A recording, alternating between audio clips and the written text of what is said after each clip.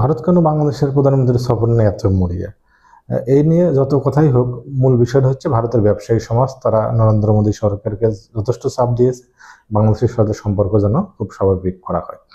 তো কারণ হচ্ছে যে ভারতের অর্থনীতির অনেকটা অংশ জুড়ে বাংলাদেশ আসলে সেখানে তার স্থান দখল করে আছে।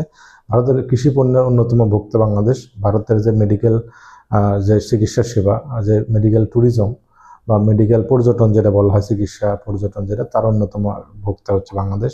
পশ্চিমবঙ্গ কেন্দ্রিক যে ব্যবসা বাণিজ্য, তারও অন্যতম গ্রাহক কিন্তু বাংলাদেশ। তো বাংলাদেশ থেকে এই বিষয়গুলোতে যত অংশগ্রহণ কম হবে, ভারতের ব্যবসায়ীদের অবস্থা তত খারাপ হবে। তো ব্যবসায়ীরা কিন্তু আর যাই হোক, দিন শেষে তাদের কাছে মাইনে ম্যাটার করে, তারা অর্থনীতিটাই তাদের কাছে মূল বিষয়। তো নরেন্দ্র মোদী সরকার যাই বলুক, ভারতের ব্যবসায়ীরা কিন্তু চায় যে বাংলাদেশের সরকারের সাথে ইন্ডিয়ার খুব তাড়াতাড়ি সম্পর্ক স্বাভাবিক করুক।